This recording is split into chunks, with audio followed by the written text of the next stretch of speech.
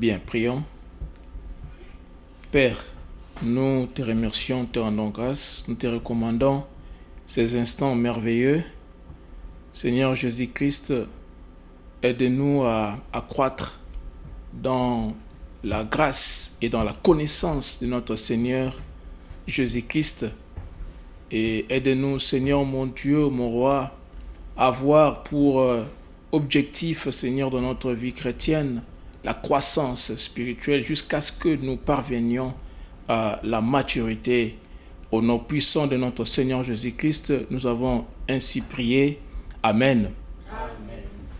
Bien, que le Seigneur soit glorifié pour cette nouvelle opportunité de parler de sa part. C'est un grand honneur de parler de la part du Seigneur Jésus-Christ. Bien, aujourd'hui, nous allons parler de la maturité spirituelle. C'est ça le thème que nous allons aborder aujourd'hui. Vous savez, quand un enfant naît, c'est que le parent attend de cet enfant que l'enfant puisse croître. Et quand l'enfant ne croît pas, quand l'enfant ne grandit pas, cela inquiète les parents. Quand l'enfant ne grandit pas, ça dénote une anomalie. Vous voyez, donc normalement, l'enfant qui est né doit grandir. Et quand il n'y a pas la croissance, cela dénote une anomalie ou un dysfonctionnement. Alors, cela aussi s'implique dans notre vie spirituelle. Dans la vie spirituelle, dont la croissance n'est pas seulement sur le plan physique, mais la croissance doit être aussi sur le plan spirituel. Donc nous devons, de la même manière que nous croissons sur le plan physique, nous devons aussi croître sur le plan spirituel. Alors, pour croître sur le plan physique, ça ne demande pas d'effort de notre part. Ça vient naturellement. Mais pour croître sur le plan spirituel, cela demande des efforts pour croître sur le plan spirituel. Et nous savons que quand on était à l'école secondaire, les gens nous disaient que non, si vous voulez devenir mature, il faut avoir des rapports sexuels. Vous allez devenir mature. Et on est arrivé à l'université, les gens nous disaient que non, pour être mature, il faut avoir un grand bagage intellectuel. Il faut lire beaucoup de livres. Il faut meubler son cerveau. Et comme nous sommes entrés dans la vie pratique, les gens nous ont dit que pour devenir mature, il faut avoir beaucoup de moyens financiers. Il faut avoir un grand compte bancaire. Il faut avoir beaucoup d'argent. Mais après, nous avons réalisé que tout cela ne nous a jamais rendus matures. Toutes ces choses ne nous ont jamais aidés à parvenir à la maturité. Et la parole de Dieu nous fait comprendre que la maturité ou la sagesse ne viennent que de la crainte de Dieu. Car la Bible dit que la crainte de Dieu est le commencement de la sagesse. La sagesse humaine ne nous a pas rendus matures, car la sagesse humaine est une folie devant Dieu. L'humanité tout entière est aveuglée par les diables. Et les hommes croient être sages, alors qu'en réalité, ils sont fous. la vraie sagesse ne peut venir que de la crainte de Dieu, ne peut venir que de la parole de Dieu. Voilà pourquoi aujourd'hui, nous parlons de la maturité spirituelle. Alors, premièrement, nous allons définir la maturité. Alors, la maturité spirituelle, c'est devenir de plus en plus semblable à Jésus-Christ. Dans 2 Pierre chapitre 1, verset 3, la Bible nous dit que sa divine puissance nous a donné tout ce qui contribue à la vie et à la piété au moyen de la connaissance de celui qui nous a appelés par sa propre gloire et par sa vertu. Donc Dieu nous a donné tout ce qui contribue, tout ce dont nous avons besoin pour croître spirituellement parlant. Dieu nous les a donnés. Dieu nous a donné tout ce dont nous avons besoin pour croître au moyen de la connaissance de notre Seigneur Jésus-Christ. Et l'apôtre Pierre nous donne aussi l'ordre de croître. Il nous donne l'instruction de croître dans la grâce et dans la connaissance de notre Seigneur Jésus-Christ. Et nous avons tout ce qu'il faut dans la parole pour croître dans la grâce et la connaissance de notre Seigneur Jésus-Christ. Dans 1 Corinthiens chapitre 11, verset 1, l'apôtre Paul, s'adressant aux Corinthiens, leur dit « Soyez mes imitateurs, comme je le suis moi-même de Christ. » Devenir mature, spirituellement parlant, c'est être imitateur de Christ. Et dans 1 Jean, chapitre 2, verset 6, la Bible dit « Celui qui dit qu'il demeure en lui doit marcher aussi comme il a lui-même marché. » Voyez, chaque chrétien, une fois sauvé, entame un processus de croissance spirituelle dont l'objectif est de parvenir à la maturité. Donc, après la régénération, nous entrons dans ces processus de croissance spirituelle dont l'objectif est de parvenir à la maturité. Alors, la question que nous nous sommes posée, pourquoi devons-nous devenir matures? Pourquoi devons-nous devenir matures? Nous devons devenir matures premièrement parce que c'est la volonté de Dieu. C'est la volonté de Dieu que nous puissions devenir matures.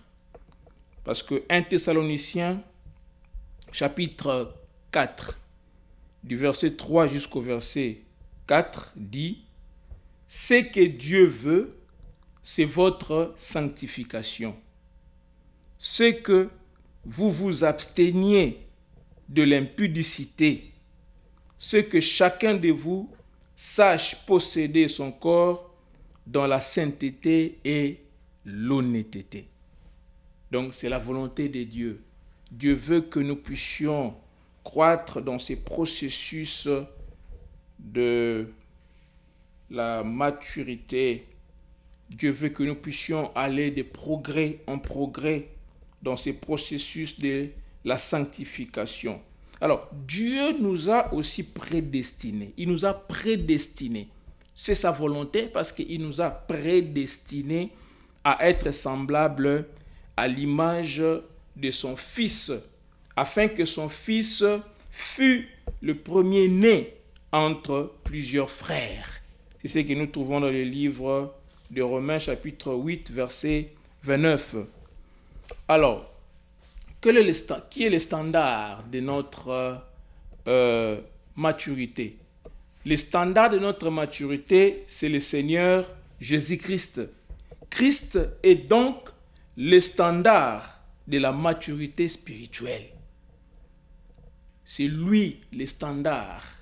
C'est lui le modèle parfait. C'est lui que nous devons premièrement imiter parce que c'est lui le standard de la maturité spirituelle. Alors, la croissance spirituelle est liée à la connaissance de Christ. Sans la connaissance de Christ, nous ne pouvons jamais parvenir à la croissance spirituelle. Ce ne sont pas les expériences qui nous donnent la croissance spirituelle. Parce qu'il y a des gens qui pensent que pour croître dans la foi, il faut avoir expérimenté certaines pratiques comme la glossolalie. Vous voyez? Et il y a des gens qui pensent que non, parce qu'on vous a dit de répéter 7 fois. Je suis mature, qu'on va parvenir à la croissance spirituelle. La croissance spirituelle est liée à la connaissance de Christ. Regardons ce que nous dit 2 Corinthiens chapitre 3, verset 18.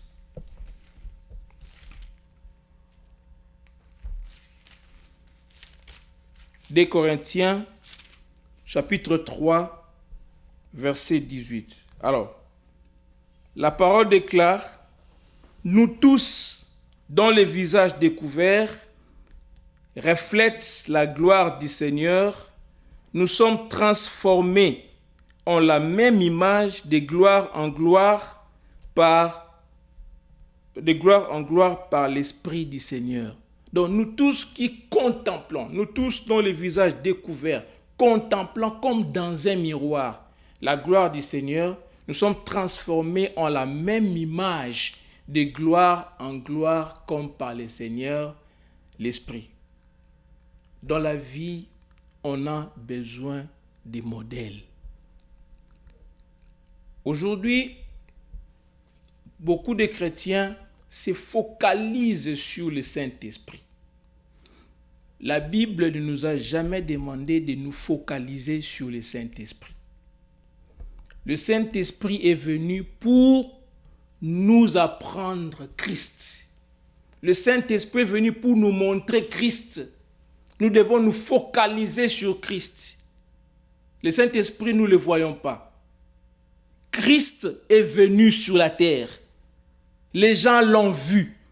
Et les témoins de Christ nous ont laissé les enseignements de Christ.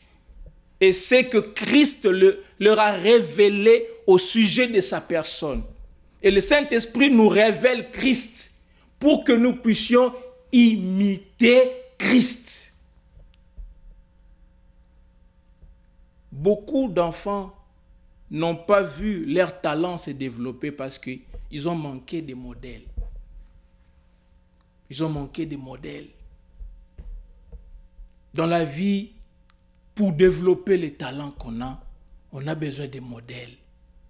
Si vous jouez au football, vous aurez votre modèle.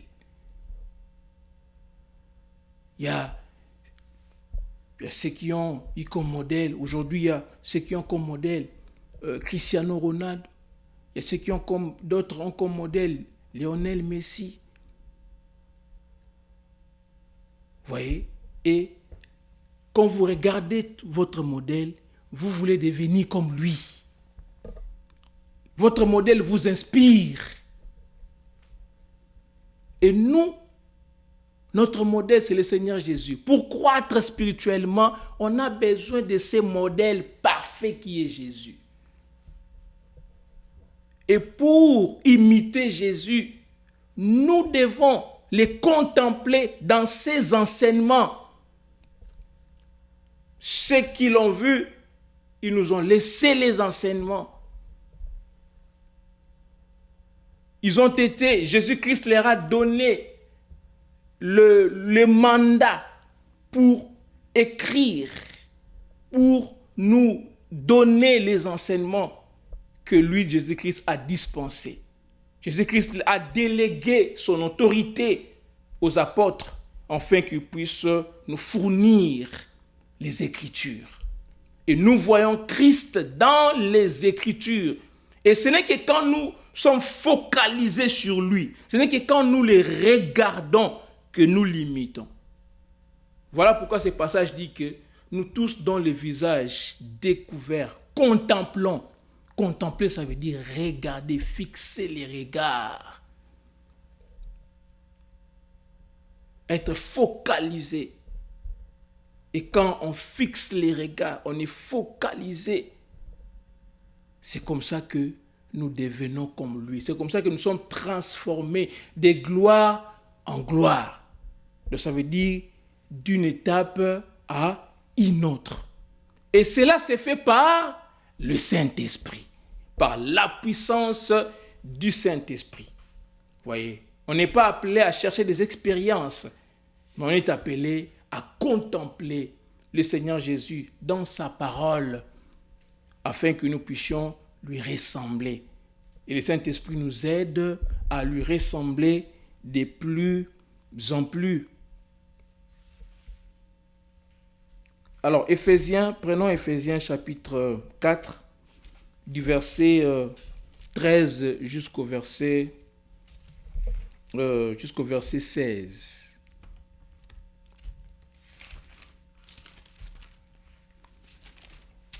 Éphésiens chapitre 4, du verset 13 au verset 16.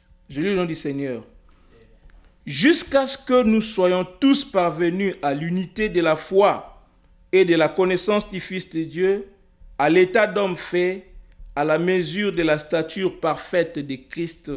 Ainsi, nous ne serons plus des enfants, flottants et emportés à tout vent de doctrine par la tromperie des hommes, par leurs ruses, dans les moyens de séduction, mais en professant la vérité dans l'amour, nous croîtrons à tous égards en celui qui est le chef, Christ.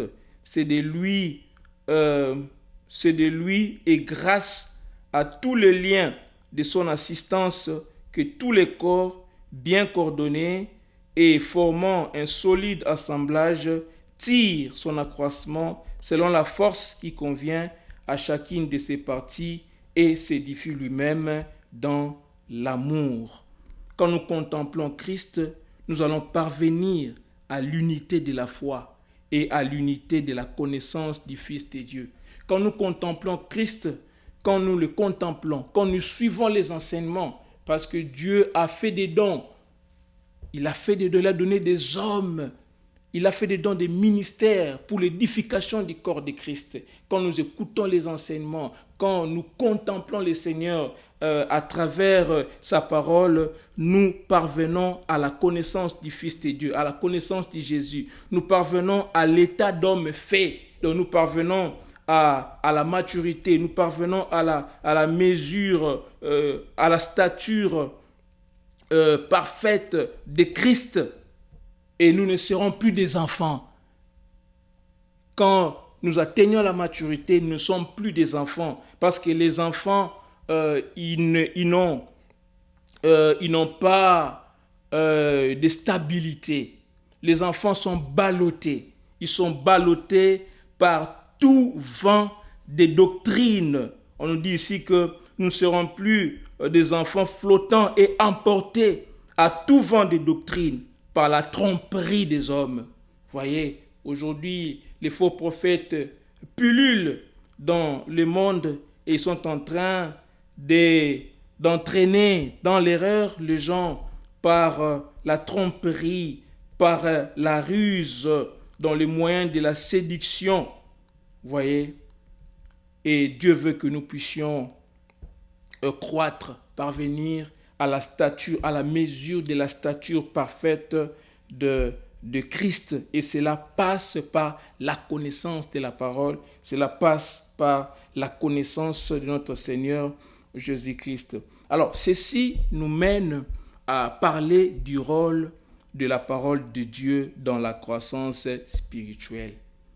Le rôle de la parole de Dieu. La parole de Dieu a un rôle primordial dans la croissance spirituelle.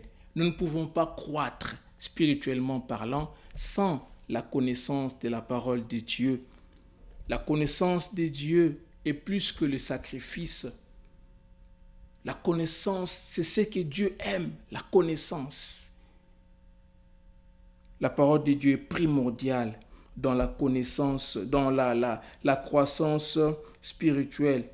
La maturité spirituelle est basée sur la saine doctrine.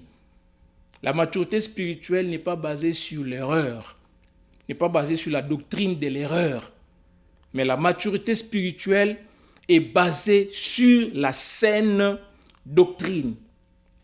Prenons 1 Timothée, chapitre 4, verset 6.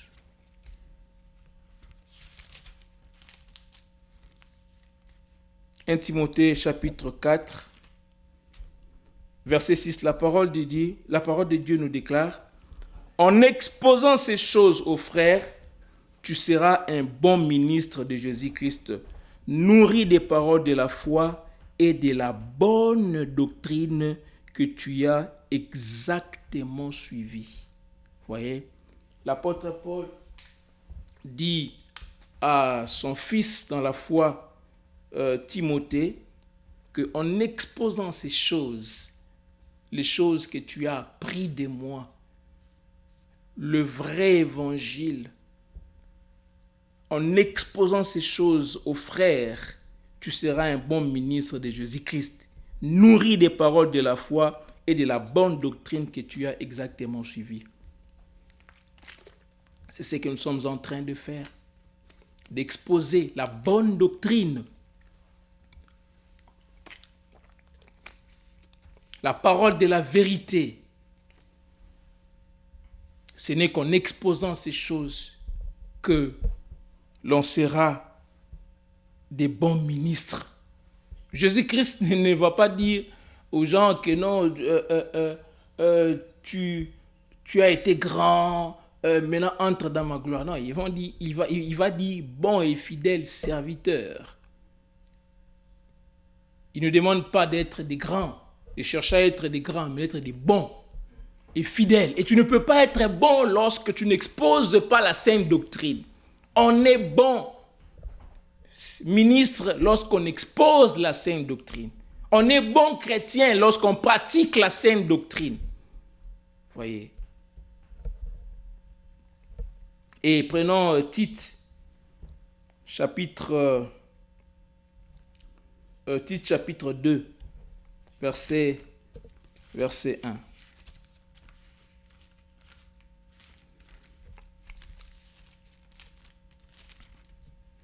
Tite chapitre 2, verset 1, la parole déclare: pour toi, dis les choses qui sont conformes à la saine doctrine. Voici ce que l'apôtre Paul dit à Tite. Dis les choses qui sont conformes à la saine doctrine. Voyez. Ne répercute pas les faux enseignements. Ne répercute pas les choses montées de toutes pièces par les prophètes des mensonges. Mais, en tant que bon serviteur, dis les choses qui sont conformes à la saine doctrine. La maturité spirituelle est basée sur la saine doctrine. Prenons 2 Timothée, chapitre 3, versets 16 à 17. 2 Timothée chapitre 3, versets 16 à 17, la parole déclare: toute écriture est inspirée de Dieu et utile pour enseigner, pour convaincre, pour corriger, pour instruire dans la justice, afin que l'homme de Dieu soit accompli et propre à toute bonne œuvre. Toute écriture. Toute écriture. C'est l'écriture qui nous permet de croître. C'est l'écriture qui produit la croissance spirituelle. Et toute écriture, on ne doit pas faire une sélection. On ne doit pas avoir une approche sélective de la Bible. L'agneau doit se consommer dans son entièreté. Oh non, moi j'aime cette partie, je n'aime pas l'autre partie. Ce n'est pas l'approche que nous devons avoir de la parole de Dieu. La parole de Dieu, on la prend, on la consomme dans son entièreté. Et nous devons nous efforcer à appliquer tout ce qui est écrit dans la Bible, sans rien enlever, sans rien ajouter. Toute écriture est inspirée de Dieu et utile pour enseigner, pour convaincre. L'écriture est pour enseigner, pour convaincre, pour corriger. Vous voyez, l'écriture nous corrige, pour instruire dans la justice. Et le but de tout ça, pour que l'homme de Dieu ou la femme de Dieu soit accompli et propre à tout bonne œuvre. Donc soit mature et propre à toute bonne œuvre. Et prenons 2 Pierre, chapitre 2, verset 2.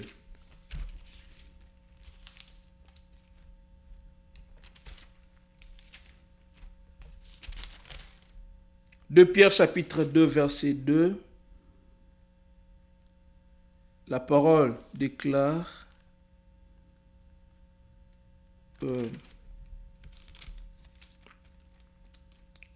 attendez, c'est comme si c'est 1 Pierre ou 2 Pierre.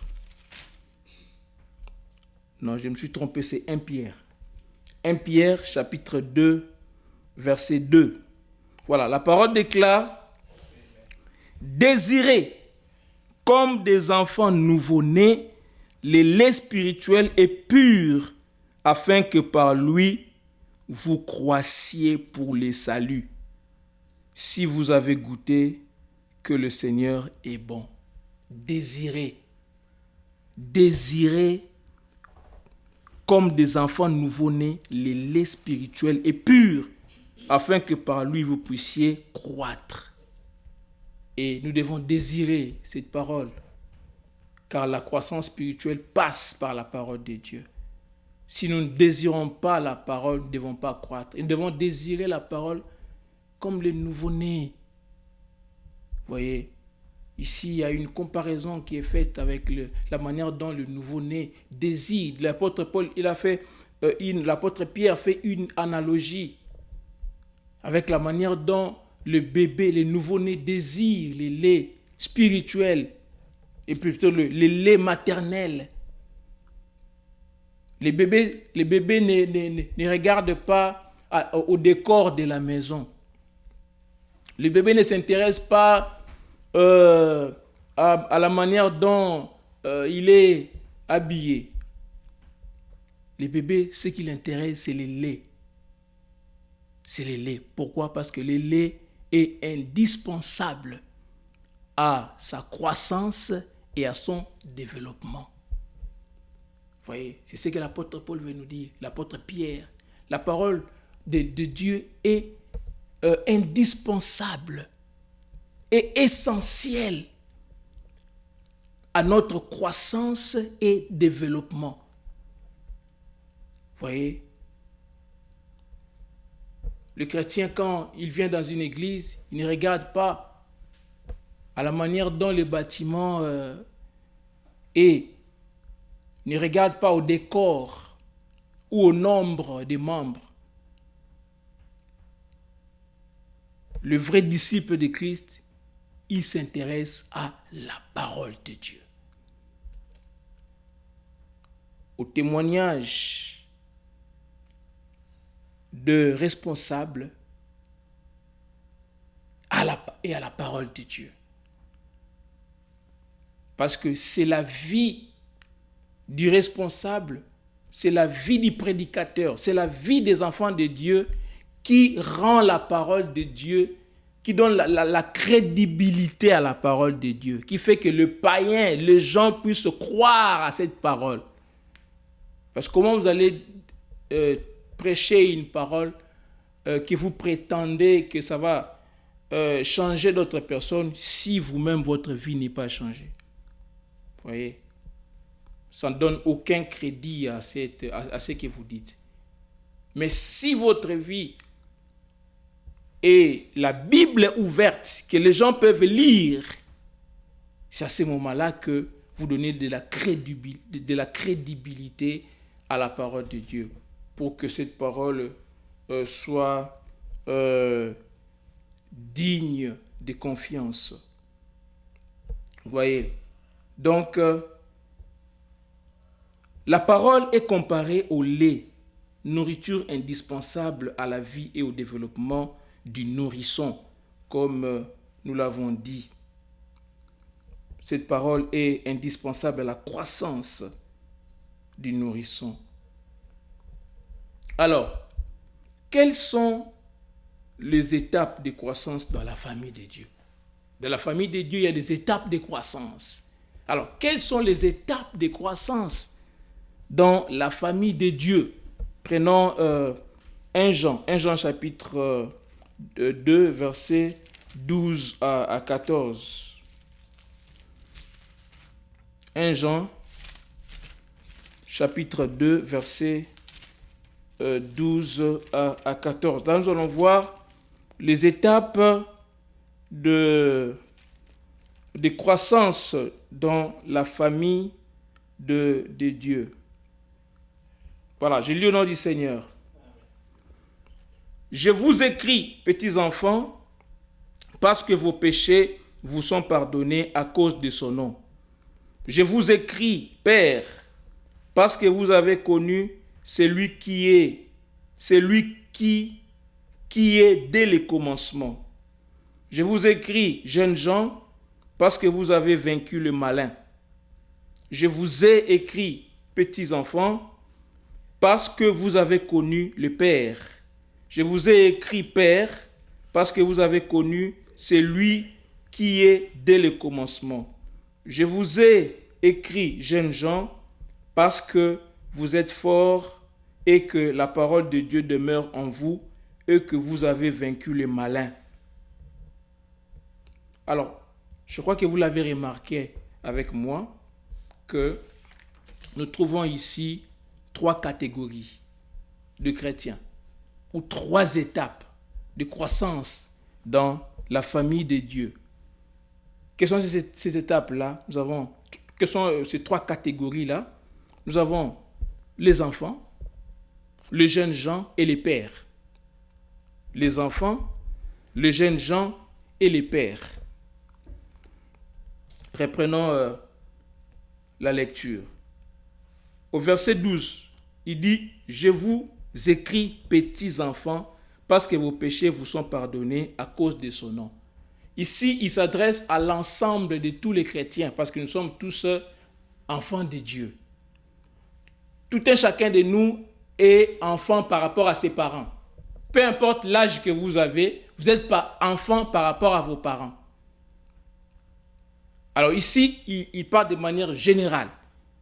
Nous sommes tous enfants de Dieu parce que nos péchés ont été pardonnés et nous avons été adoptés dans la famille de Dieu. Et à partir du verset 13, maintenant, là, il catégorise maintenant les différentes étapes de croissance ou les différentes catégories de chrétiens qu'on trouve dans la famille de Dieu. À partir du verset 13, il dit « Je vous écris, Père, parce que vous avez connu celui qui est dès le commencement. » Là, il s'adresse aux pères.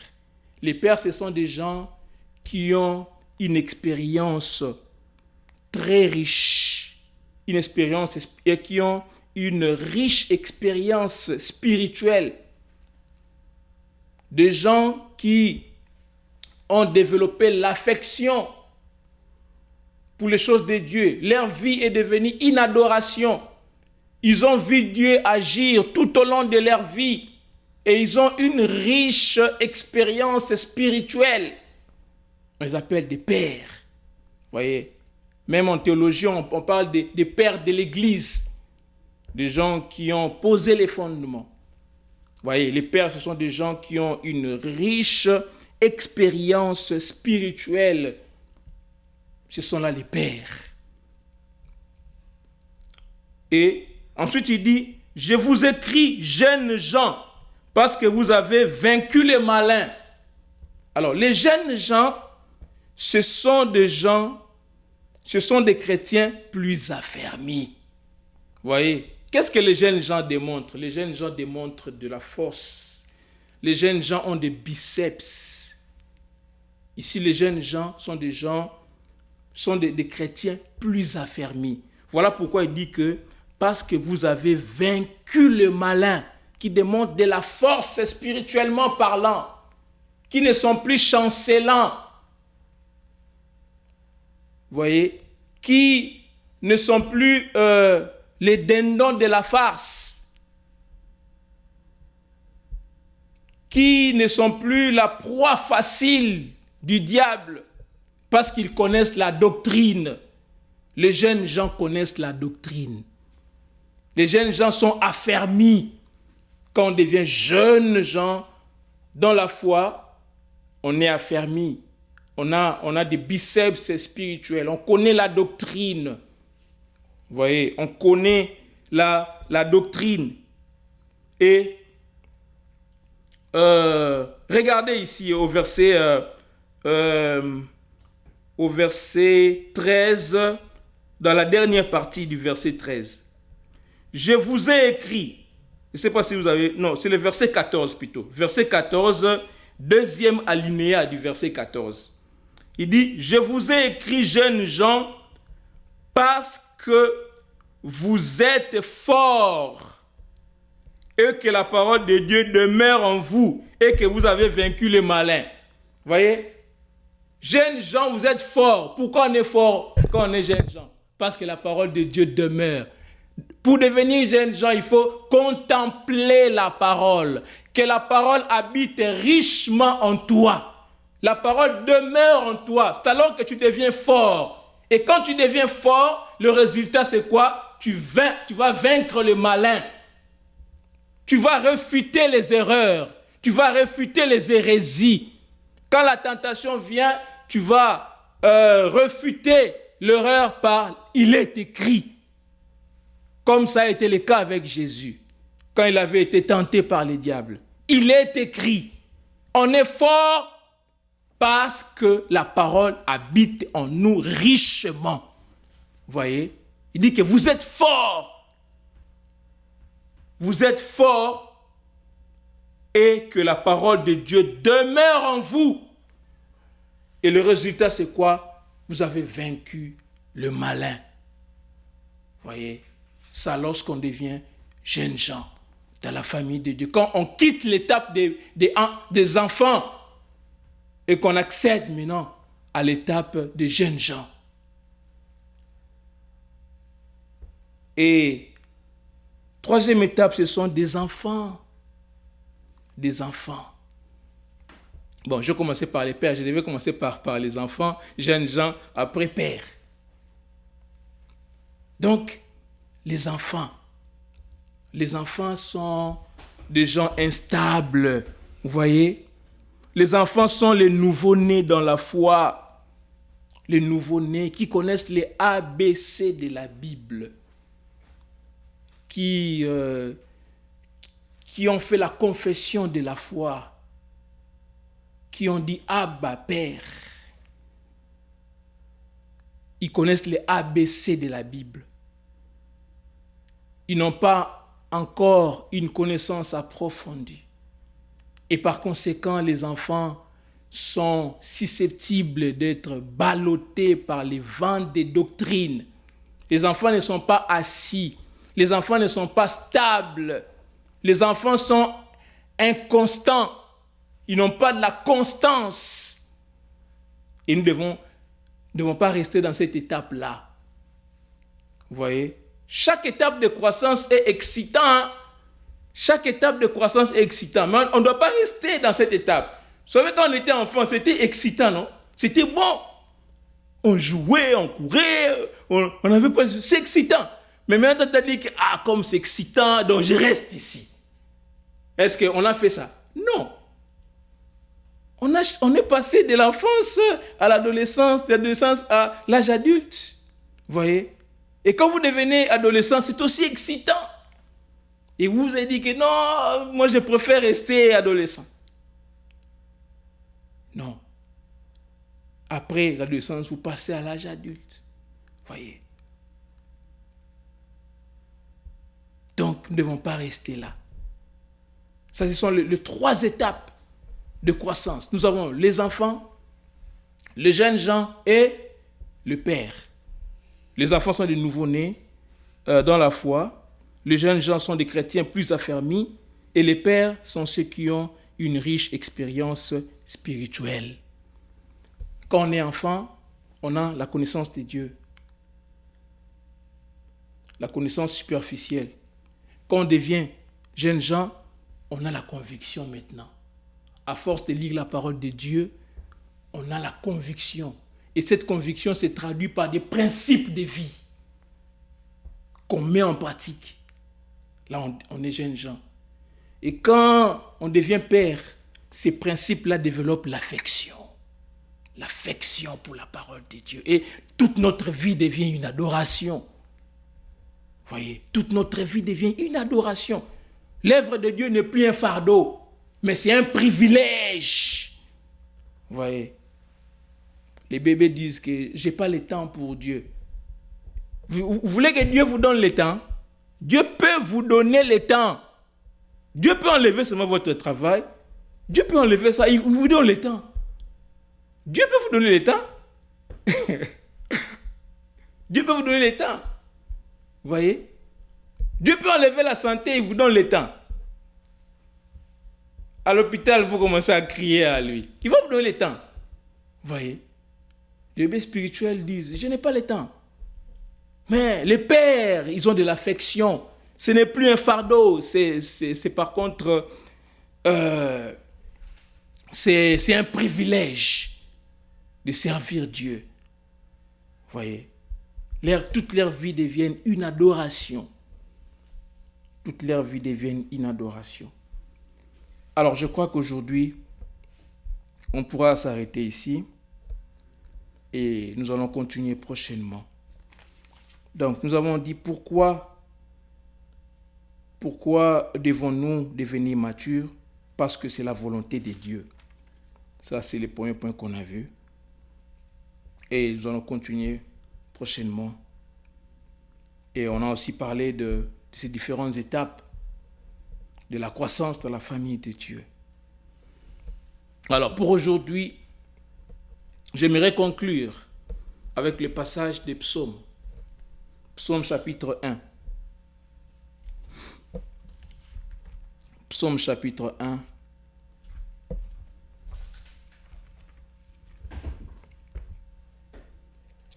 Alors, nous allons lire tout le chapitre 1. Je lis au nom du Seigneur. La parole déclare: Heureux l'homme qui ne marche pas selon les conseils des méchants, qui ne s'arrête pas sur la voie des pécheurs et qui ne s'assied pas en compagnie des moqueurs, mais qui trouve son plaisir dans la loi de l'Éternel et qui la médite jour et nuit. Voyez, nous avons dit que la maturité spirituelle est liée à la connaissance de Christ, à la connaissance de la parole de Dieu. Et ici, il dit que heureux l'homme qui trouve son plaisir dans la loi de l'Éternel et qui la médite jour et nuit. Alors, regardez les conséquences. Il est comme, quand vous méditez la parole de Dieu, voilà les conséquences qui suivent.